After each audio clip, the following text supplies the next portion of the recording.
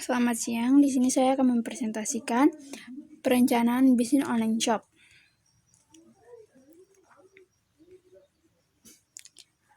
Alasan saya memulai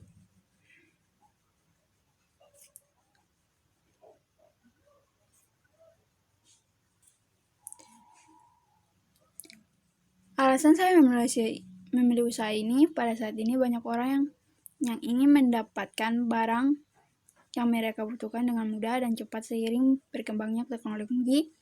Saat ini kita dimudahkan dengan cara berbelanja online lewat smartphone yang kita miliki dan jaringan internet. Kita dapat membeli barang kebutuhan tersebut dengan pemesanan barang, kemudian membayar lewat transfer rekening antar bank, kemudian selama beberapa hari barang tersebut akan sampai di rumah kita. Kemudahan dan kenyamanan berbelanja online itulah yang membuat saya melihat peluang usaha di masyarakat, khususnya di kalangan para remaja dewasa yang gemar berbelanja online karena kesibukan yang mereka jalani, sehingga tidak sempat untuk berbelanja langsung ke pasar atau pusat pembelanjaan.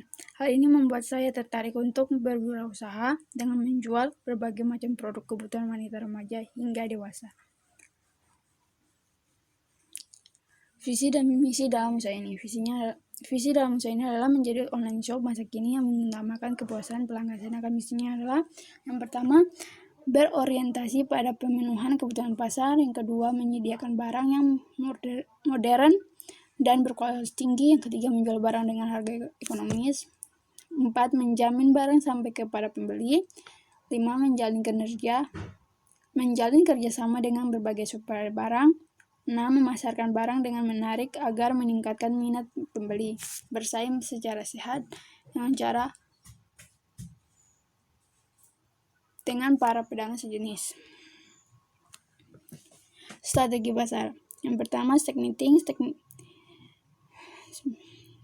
yaitu segmentasi pasar berdasarkan geografi. Pada segmentasi ini, pasar dibagi ke dalam beberapa bagian geografi seperti negara, wilayah, kota, dan desa. Daerah geografi yang dipandang potensial dan menguntungkan akan menjadi target operasi perusahaan. Daerah yang saya pilih untuk pemasaran produk saya adalah sekitar tempat tinggal saya di Ambon dan sekitar lingkungan kampus saya.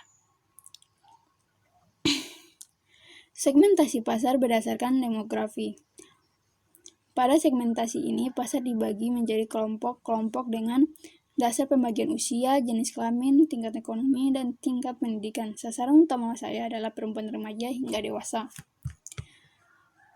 Terus, segmentasi pasar berdasarkan psikografi. Segmentasi psikografi menelah bagian konsumen dengan segmen demografi tertentu, merespon suatu stimulisasi pemasaran. Saya menargetkan penjualan produk untuk kalangan menengah ke bawah karena kalangan ini lebih mudah dijangkau. Mengingat usaha yang saya jalani masih dengan sistem reseller yang bisa menyesuaikan dengan minat pembeli. Targeting adalah proses mengevaluasi setiap daya tarik segmen, kemudian memilih satu atau lebih karakteristik untuk dilayani. Targeting adalah persoalan bagaimana memilih, menyeleksi, dan menjangkau pasar. Dalam masalah ini, awalnya saya akan memasarkan produk kepada orang terdekat saya seperti teman, keluarga, dan rekan saya. Sehingga produk yang saya jual akan merambah ke wilayah yang lebih luas lagi dan bisa mengembangkan produk yang dijual mengikuti kebutuhan permintaan pembeli. Setelah menarik minat pembeli, maka toko online saya akan menjadi tempat belanja rutin mereka karena sudah dipercaya kualitas dan harganya yang terjangkau.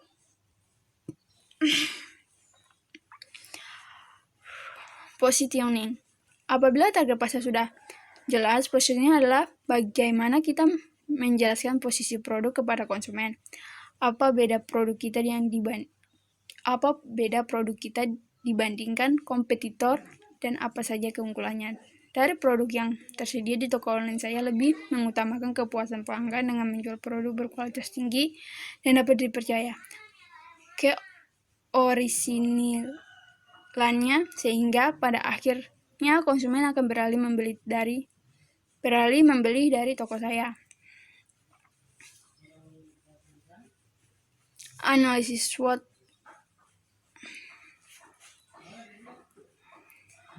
Itu dari beberapa faktor, yaitu faktor X internal, yaitu strength atau kekuatan. Harga terjangkau untuk kalangan menengah ke bawah, khususnya untuk remaja hingga dewasa, memiliki kualitas barang yang unggul, menyediakan berbagai barang unik dan masa kini. Modal yang dibutuhkan tidak terlalu banyak, tidak membutuhkan waktu khusus dalam mengerjakannya, mengutamakan kejujuran meskipun persaingan sangat sengit. Weakness atau kelemahan, hanya menjual barang kebutuhan wanita, pembeli lebih memilih membeli barang secara langsung, belum banyak supplier yang memasuk kebutuhan peminatan, tidak memiliki toko untuk berjualan. Faktor eksternalnya, yang pertama, opportunity atau peluang memudahkan pembeli yang sedang mencari barang kebutuhannya, yang melihat daya beli masyarakat Indonesia yang konsumtif tetapi tetap cermat dan dalam membeli, dapat memanfaatkan teknologi dari smartphone dan memasarkan produk lewat media sosial.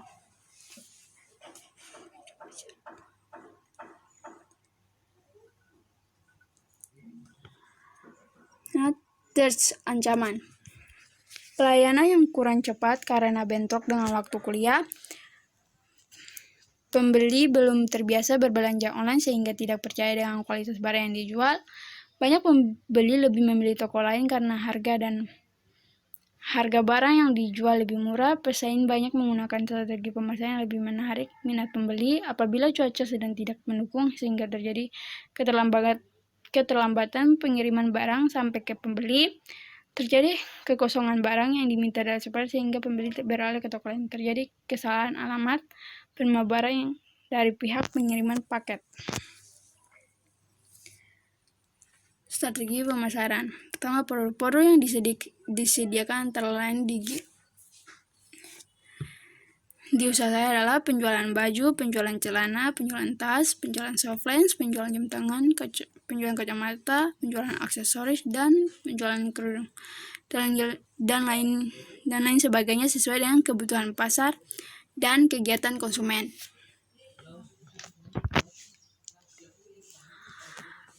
Price.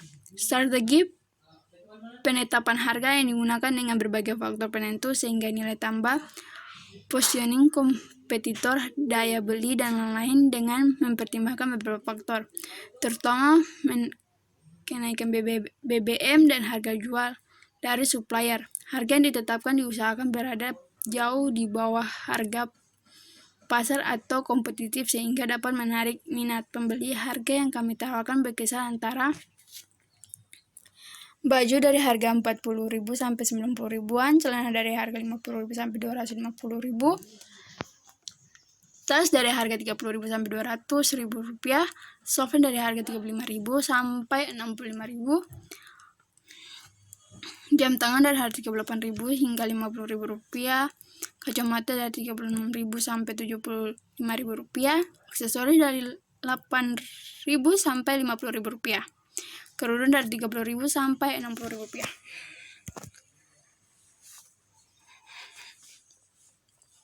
Promotion. Karena bisnis ini dijalankan oleh saya dan masih berstatus mahasiswa, maka cara mempromosikan dengan teman di sekitar saya, contohnya teman kampus, teman sekolah dulu dan orang sekitar lingkungan saya, lalu juga mempromosikan oleh media elektronik berupa status WhatsApp, Facebook, Instagram, dan sosial media lainnya. Dan dengan mengadakan event-event menarik pada waktu tertentu, seperti bila konsumen membeli barang dalam jumlah banyak, saya akan memberikan diskon 10% atau saya akan memberikan free ongkir untuk wilayah Jabodetabek.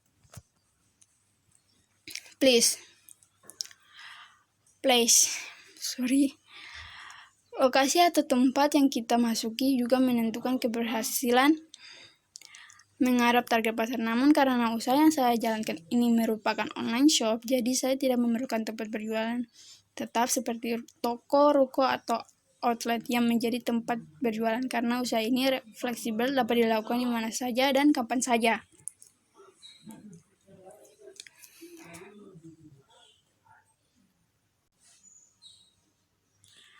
Perencanaan keuangan.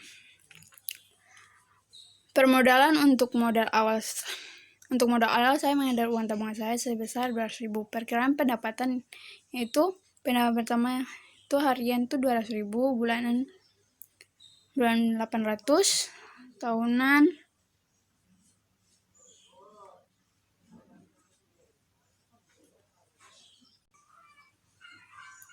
38.400.000 rupiah. Pendapatan kedua itu 400.000, bulanan 1.600.000, tahunan 76.800. Pendapatan ketiga itu 600.000, bulanan 2.400.000, tahunan 115.200.000 rupiah. Perkiraan pengeluaran. Pengeluaran pertama itu 50.000, bulanan 200, tahunan 9.600. Pengeluaran kedua 100.000, bulan 400.000, tahun 19.200. Pengeluaran ketiga itu 150.000, bulannya 16.000, tahunan 28.800.000.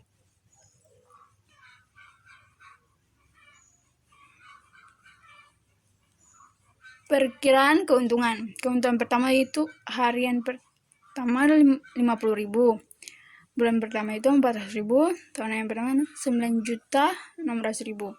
Keuntungan kedua itu 100.000, bulanan 400.000, tahunan 19.200.000. Keuntungan ketiga itu 150 per hari itu 150.000, per bulannya 16.000, tahunannya 28.800.000 rupiah. Perkiraan pengembalian modal. Keuntungan 30% ditabung untuk cadangan dana, 40% untuk operasional, 30% untuk pengembalian modal. Pengembalian itu modal sama dengan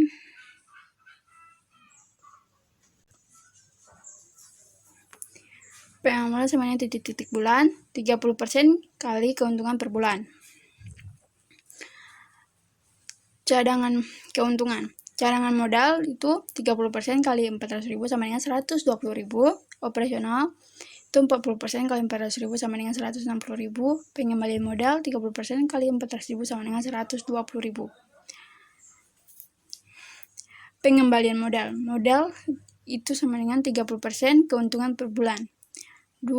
Sama dengan 200.000 bagi 120.000. Jadi 1 sama dengan 1 sampai 6 bulan. Jadi modal usaha kami akan kembali setelah 1 sampai 6 bulan berjualan. Risiko. Dari segi pemasaran, banyak produk serupa yang dijual lebih murah sehingga mengurangi minat pembeli untuk membeli di toko saya. Dapat terkena penipuan dari supplier, pembeli kurang puas dengan pelayanan dari penjual. Dari segi produk, ada pembeli yang tidak melunasi barangnya setelah memesan, terjadi kerusakan barang setelah sampai ke penerima sehingga harus melakukan return barang ke supplier. Supplier tidak mengirimkan barang yang dipesan sesuai dengan pesanan dan tidak menggantikan barang tersebut. Cara mengatasi risiko. Cara mengatasi risiko. Yang pertama, kita harus mempersiapkan strategi apa yang mungkin akan kita jalankan ketika kita akan atau sedang memulai membangun bisnis, agar nantinya bisnis kita bisa berjalan di jalur yang benar, sehingga dapat meminimalisir kerugian yang mungkin bisa ditimbulkan. Yang kedua, membangun bisnis, bangunlah secara bertahap sambil kita mempelajari tentang bisnis yang mungkin bisa menjadi masa depan untuk kita. Pelajari manfaatnya, kerugian yang mungkin dapat ditimbulkan bagi masyarakat sekitar, dan kerugian yang lain yang mungkin sudah tertera pada hukum dan adat istiadat yang berlaku.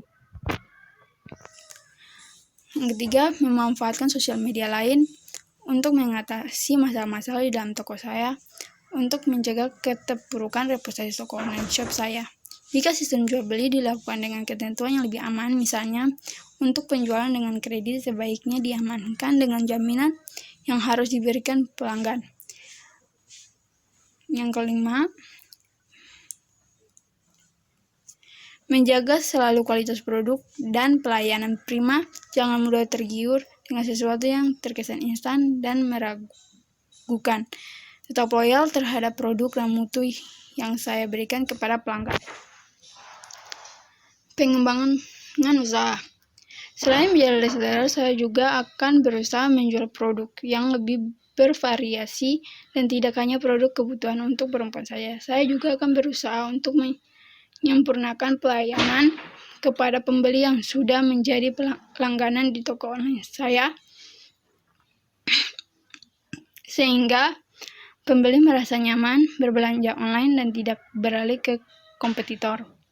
Setelah keuntungan yang dirasa cukup untuk menyewa toko, maka saya akan menjual produk ke toko tersebut agar pembeli yang ingin membeli langsung dapat datang dan langsung membeli barang yang diinginkan tanpa menunggu barang tersebut dikirim ke rumah.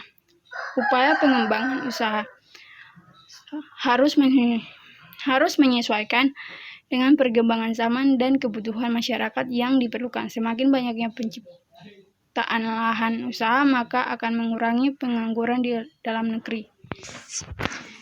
Mungkin segitu saja presentasian saya. Terima kasih. Selamat siang.